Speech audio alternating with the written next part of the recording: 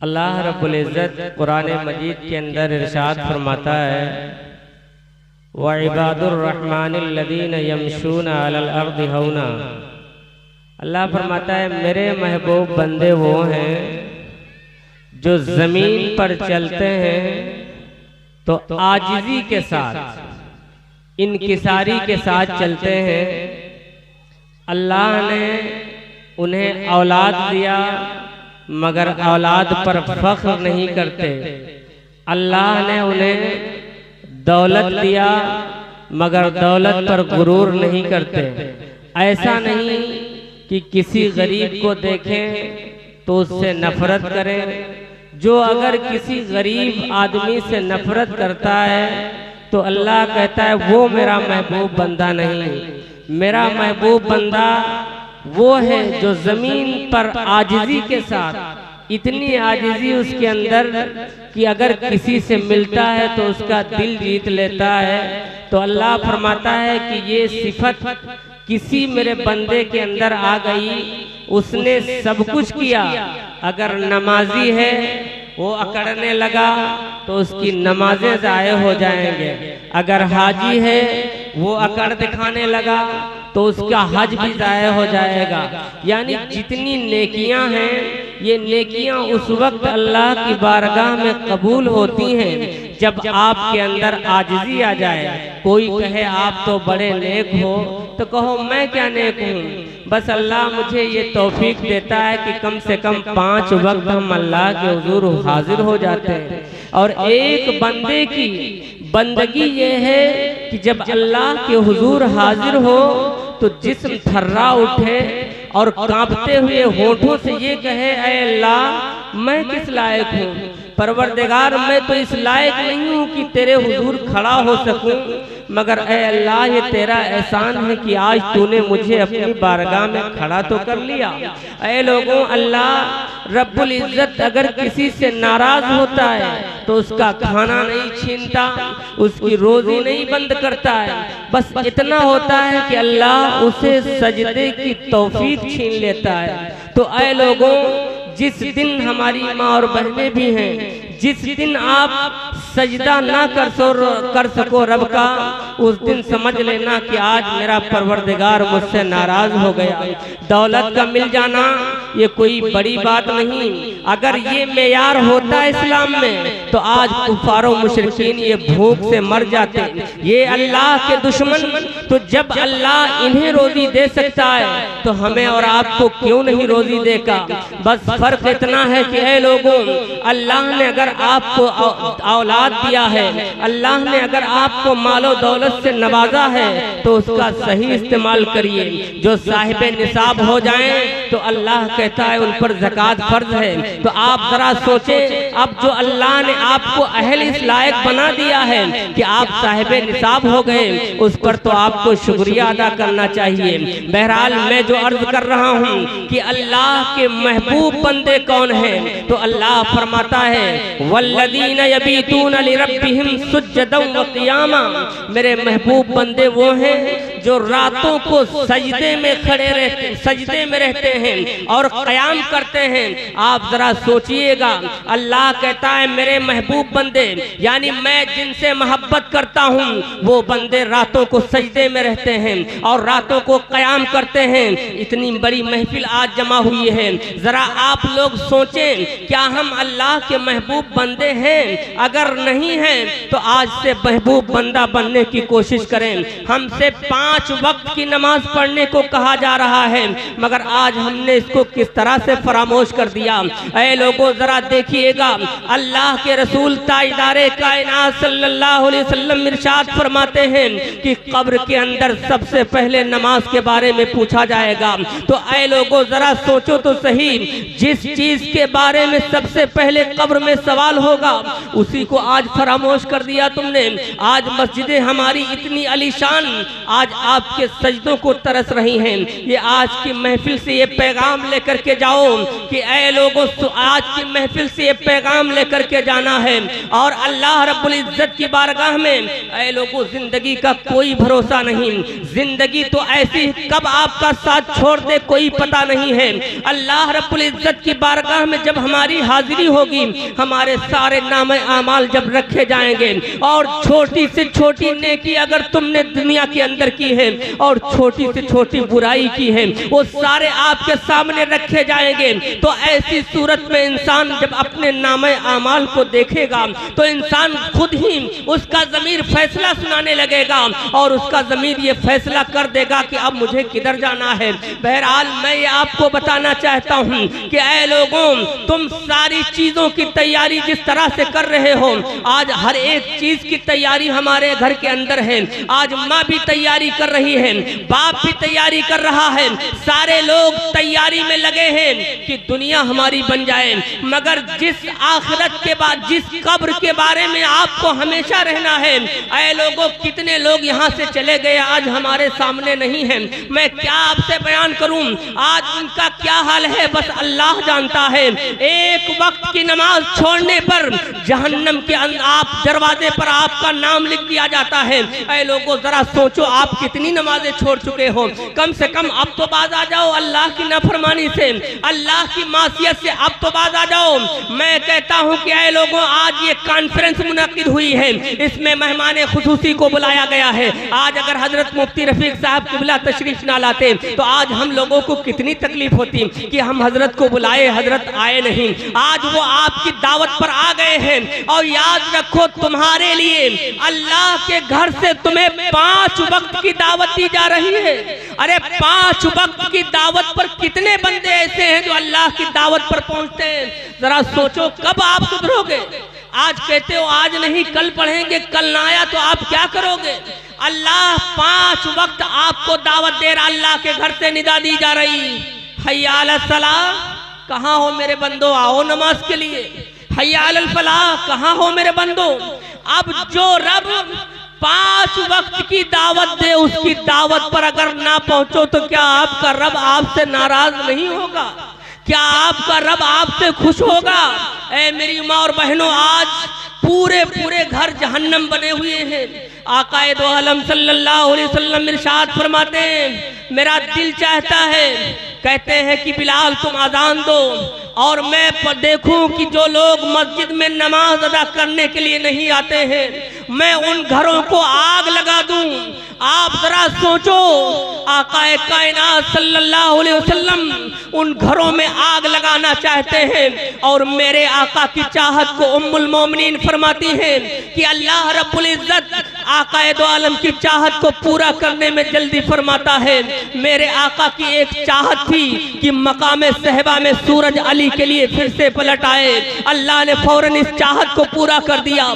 मेरे आका ने चाहा कि चांद के 2 टुकड़े हो जाएं, अल्लाह ने फौरन चांद के 2 टुकड़े कर दिया। मेरे आका ने चाहा कि मुट्ठी में कंकरियां कलमा पड़ने लगी, अल्लाह ने फौरन ये चाहत पूरी कर दिया। मेरे आका की ख्वाहिश हुई कि दरख्त मुझे सलाम करने लगे, तो अल्लाह ने ये हुक्म दे दिया दरख्त सलाम कर रहे हैं, अरे जानवर सलाम कर रहे हैं। तो अल्लाह अपने महबूब की चाहत को पूरी करने में जल्दी फरमाता है। तो मेरे आका चाहते हैं कि मैं उन घरों के अंदर आग लगा दूं जो लोग नमाज मस्जिद में नहीं आते हैं। अरे जो लोग नमाज ही नहीं पढ़ते हैं, उनका हश्र क्या होगा, उनका हाल क्या होगा।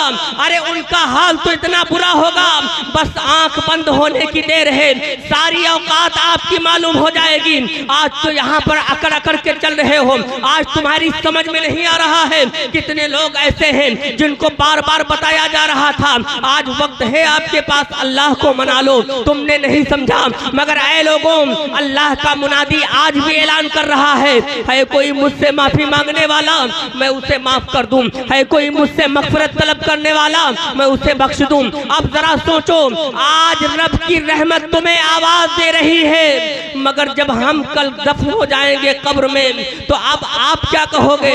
ऐ अल्लाह अब मुझे माफ कर दे, ऐ परवरदिगार मुझे माफ कर दे, ऐ अल्लाह, अब मुझे अगर दोबारा जिंदगी मिल गई तो मैं तेरी नाफरमानी नहीं करूंगा। ऐ परवरदिगार, अगर जिंदगी मिल गई दोबारा तो अब मैं नमाजों को कज़ा नहीं करूंगा। आप जरा सोचो तो अब वहां पर रब का मुनादी क्या कहेगा? अल्लाह कहेगा आज तुम्हें माफी नहीं मिलेगी। कल जब तुम्हें मैंने जिंदगी दी थी, आप जरा सोचो, इसी महफिल में आने वाले कोई 60 साल क्रॉस कर रहा होगा, कोई 70 साल का हो गया होगा, कोई 50 साल का होगा, कोई 40 या 30 साल का होगा। मैं ये नहीं कहता हूँ कि बुढ़ापे पे मौत आएगी। अल्लाह का जो कानून है वो ना बचपना देखती है, ना बुढ़ापा देखती है, न जवानी देखती है। आप जरा बताओ, इस तरह से गुनाहों के दलदल में आप फंसे हुए हैं कि आप क्या क्या बात बयान करूं? आपके सामने कौन कौन सी खराबियों को मैं लाऊं? चोरी तो मुसलमानों के अंदर, डकैती तो मुसलमानों के अंदर, शराब तो मुसलमानों के अंदर, बदकारी तो मुसलमानों के अंदर, जुआबाजी तो मुसलमानों के अंदर, अय्याशी तो मुसलमानों के अंदर, बदमाशी तो मुसलमानों के अंदर। कौन कौन से जख्म बयान किए जाएं? आप जरा सोचो, आप मुसलमान हो और मुसलमान होने के नाते मैं ये कह रहा हूँ, मैं ये कहता हूँ आपसे कि जब तक आपने कलमा नहीं पढ़ा था, किसी इंसान ने जब तक कलमा नहीं पढ़ा है उससे आप ये नहीं कह सकते हो कि आओ नमाज पढ़े। जब तक किसी इंसान ने इस कलमा को नहीं पढ़ा है उससे आप ये मुतालबा नहीं कर सकते हो कि वो रोजा रखे। जब तक किसी इंसान ने इस कलमे को नहीं पढ़ा है उससे आप ये नहीं कह सकते हो कि अगर इस्तिताअत हो तो हज कर लो। ये मुतालबा आपसे क्यों कहा जा रहा है? आपसे इसलिए कहा जा रहा है कि आपने आका करीम का कलमा पढ़ा है, और जब कलमा पढ़ लिए हो ना तो आप पूरे पूरे इस्लाम के अंदर आ जाओ ना। आप पूरा पूरा इस्लाम कबूल कर रहे हो ना। इस्लाम की बुनियाद है क्या? आपको बताऊं, इस्लाम आज समझिए, बुनियाद इस्लाम वाला खमसिन, आका फरमाते हैं इस्लाम की बुनियाद 5 चीजों पर है। आप जरा आप इसको तवज्जो से सुनिएगा। जब इस्लाम की बुनियाद 5 चीजों पर अल्लाह ने रखी है तो अगर उसमें से कोई एक आप छोड़ते हो, ये छत जो खड़ी होती है तो ये पिलर के सहारे खड़ी है, दीवारें उठाई गई हैं, मगर अगर इसके 2-3 पिलर गिरा दिए जाएं तो क्या ये छत रुक जाएगी? ये गिर जाएगी। तो आप जरा देखो, अपने गरेबान के अंदर झांक करके देखो कि हमने जो कलमा पढ़ा है क्या उसका कुछ हमारे अंदर बाकी रह गया है? सब निकल गया है। आप जरा सोचो, आका फरमाते हैं 5 चीजों पर इस्लाम की बुनियाद। नंबर 1 पर कलमे तौहीद है, और दूसरे नंबर पर आका फरमाते हैं कि आप नमाज कायम करो। आप जरा सोचो, अगर नमाज छोड़ते हो तो आप इस्लाम को ढाने का काम कर रहे हो या नहीं कर रहे हो? एक रवायत के अंदर तो ये भी आता है, मेरे आका फरमाते हैं जिसने नमाज को छोड़ दिया उसने गोया इस्लाम की दीवार को गिरा दिया। आप जरा सोचो, और जो कौम इस्लाम की दीवार गिराने की कोशिश करे वो कौम कब सहारा ले रही कि वो आबाद हो जाएगी? अरे इन्हीं लोगों के बारे में तो रब ने कुरान के अंदर इरशाद फरमाया, वइन ततवल्लौ यस्तब्दिल कौमन गैरकुम सुम्मा ला यकूनु अमसालकुम। अल्लाह फरमाता है अगर तुमने मेरे रास्ते पर चलना छोड़ दिया है तो हम तुम्हें हरफे गलत की तरह मिटा के रख देंगे। हमारा दीन नहीं मिटेगा, याद रखिएगा। अल्लाह कहता है मेरा दीन मिटने वाला नहीं, मेरे दीन को मिटाने की लाख कोशिश की गई। फिरौन से लेकर के शद्दाद, हम्माद, ये एक मौजी नहीं बल्कि सैकड़ों इससे बड़े बड़े और बड़े बड़े बेबाक और ऐसे नाहंजार पैदा हुए। आप इस्लाम की तारीख को भूल गए हो। इस्लाम की तारीख पढ़ो। नमरूद जैसा नालायक, हम्मान जैसा नालायक और शद्दाद जैसे आए, ये सब इस्लाम को गिराने आए थे। और इस्लाम कैसे निकला है आपको बताऊं, इन्हीं आका करीम सल्लल्लाहु अलैहि वसल्लम के गुलामों ने आका करीम के उम्मतियों को किस तरीके से इस्लाम को निकाला है। अब इन लोगों ने क्या किया था? इन लोगों ने कहीं इस्लाम को नापाक मिटाने की कोशिश की गई। और एक बादशाह अकबर था, उसने भी एक दीन ईजाद किया था और ये कहा था एक मैं नया दीन ईजाद करूंगा, मगर उसकी कमर तोड़ने के लिए अल्लाह ने मुजद्दिद अल-सानी को पैदा किया। सरहिंद की सरजमीन पर उठे और उस वक्त आज के फिरौन का मुकाबला करना आसान है, ये आज का फिरौन इससे मुकाबला आसान है। मगर वो फिरौन अकबर बादशाह जिसने एक दीन ईजाद कर लिया था, उसकी ताकत ये कह रही थी, अपनी ताकत की बुनियाद पर कह रहा था मेरे दीन का कोई मुकाबला नहीं करेगा। एक अल्लाह का वली खड़ा होता है, और कौन अल्लाह का वली? वही एक जो मुजद्दिद अल-सानी शेख अहमद सरहिंदी के नाम से दुनिया जानती है। वो खड़े होते हैं और वक्त के बादशाह से टकरा गए। आज इससे टकराना तो आसान है, मगर वो बादशाह उसने क्या किया? आपको ग्वालियर की जेल के अंदर डाल दिया। अब हजरत मुजद्दिद अल्फेज सानी को ऐसी सजा दी गई, ग्वालियर की जेल के अंदर बंद कर दिया गया। उनका फतवा था, ये दीन तूने इजाद किया है, ये तेरे दीन की कोई हैसियत नहीं है। मेरा दीन तो वही है जिसको 1400 साल पहले नहीं बल्कि अल्लाह रब्बुल इज्जत ने आज से कई साल 1400 साल पहले कुरान मुकद्दस नाजिल फरमा करके अपने महबूब पर जब ये नाजिल किया है, इन्ना दीन इंदल्लाहिल इस्लाम, अल्लाह का उस वली कहता है दीन तो एक ही है, वो दीन मजहब इस्लाम है। इसमें अगर कोई इंटरफियर करेगा तो वो जेल में हमें डाले। मगर ऐ लोगों, मैं ऐलान करता हूँ कि दीन इस्लाम ऐसा दीन है, अल्लाह का पसंदीदा दीन, इसके अंदर कोई तब्दीली नहीं,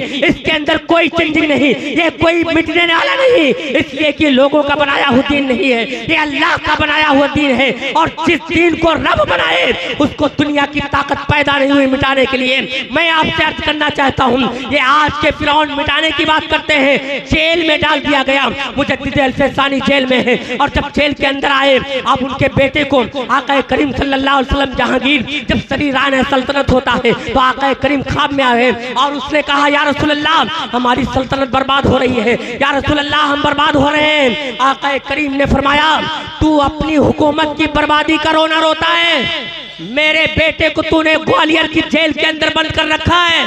सुन, जब तक तू मेरे बेटे को छोड़ नहीं देगा उस वक्त तक, आप याद रखिएगा, उस वक्त तक ये तेरी हुकूमत ही नहीं बल्कि ये तेरा तख्ते हुकूमत ये सारा उलट पलट होकर के बल्कि तू बर्बाद जाएगा। अब जब सुबह उठता है और ये परवाना मिलता है और मुजद्दिद अल्फेज सानी के बाद एक खत पहुंचता है कि हुजूर आप जितनी जल्दी हो सके जेल से बाहर आ जाएं। अब हजरत मुजद्दिद अल्फेज सानी ने जवाब दिया है, कहा, सुन, मैं अकेले नहीं आऊंगा बल्कि मेरे साथ जितने जेल के अंदर कैदी हैं ये सारे जब तक नहीं छूट जाएंगे उस वक्त तक मैं जेल से बाहर नहीं आऊंगा। जहांगीर चीख पड़ा, कहा, हुजूर इसमें बड़े बड़े कैदी हैं, इसमें बड़े बड़े डकैत हैं, अगर इनको छोड़ दूंगा तो पूरी हुकूमत हमारी तबाह बर्बाद हो जाएगी। अल्लाह के उस वली ने जवाब दिया, सुन, तेरी हुकूमत में गुंडे थे, तेरी हुकूमत में ये बदमाश थे, तेरी हुकूमत में डाकू थे, मगर सुन, एक अल्लाह के वली की नजर इन पे पड़ी है तो जेल में आए थे तो डाकू बन करके आए थे, जेल में आए थे तो डकैती डालने वाले आए थे, चोर आए थे, मगर जब जेल से निकले हैं तो अल्लाह वालों की जमात निकल रही है, वहां से उलमाए किराम की जमात निकल रही है। जेल में आए थे तो जानी आए थे, मगर जेल से जब निकल रहे हैं तो नमाज के पैकर बन करके निकल रहे हैं। जेल में जब आए थे तो बदमाश आए थे, जेल से जब बाहर निकल रहे हैं तो अल्लाह के वली निकल रहे हैं। ये एक अल्लाह का वली पूरी हुकूमत का नक्शा बदल देता है। तो मैं ये कहना चाहता हूं कि ये लोगों, दीन ये मिटने वाला नहीं है, याद रखिएगा। इस दीन की हिफाजत रब ने अपने ज़म्मे करम पर रखी है और अगर इस उम्मत पर छोड़ी गई होती तो ये उम्मत, अरे यहूदियों ने तो कुछ सब्र किया था, ये उम्मत तो अपने अमल से बता रही कि हम सब्र करने वाले भी नहीं थे, क्योंकि अमल बता रहा है। आप जरा सोचिएगा, जब जुमा आता है तो हमारी मस्जिद भर जाती है। मैं आपसे एक सवाल करना चाहता हूँ, आप जो जुमा की नमाज पढ़ने के लिए आते हो तो क्या समझ करके आते हो? क्या समझ करके आप जुमे में आते हो और भर देते हो मस्जिद? आप कहोगे ये अल्लाह का फर्ज है जो हम पर अल्लाह ने फर्ज किया है, ये अल्लाह का हक है जो हम पर फर्ज है। मैं कहता हूं कि जुमा ही क्या आप पर फर्ज है? क्या सिर्फ जुमा ही आप पर फर्ज है? अल्लाह ने तो ये कहा कि 5 वक्त की नमाज अल्लाह रब्बुल आलमीन ने आप पर फर्ज की है। और याद रखिएगा, कितने भी जलसे कर लो, जब तक नमाजी नहीं बनोगे वो उस वक्त तक आपको जलसे भी फायदा नहीं देंगे। उस वक्त ये नमाजियों ही के लिए है। ये बताओ, कोई मुस्तफ़ा का आशिक हो और वो बेनमाजी हो? बेनमाजी कभी आशिक रसूल नहीं हो सकता है। आप इतना याद रखिएगा। बहुत ढडोरा पीटा जा रहा है, मगर मैं आपको ये बात बताता हूँ कि ऐ लोगों, जिस तरह से आप ये कहते हो कि अकीदे की हिफाजत तो पहले है, नमाज बाद में है, ये भी आप सुन लीजिए, वरना कुछ लोग तो यही कहते हैं सिर्फ नमाज पढ़ो। वो भी आज मसला वाज़े कर देता हूँ। सबसे पहले इस्लाम में है क्या? इस्लाम में मैन क्या है? अकीदा है। अगर अकीदा आपका दुरुस्त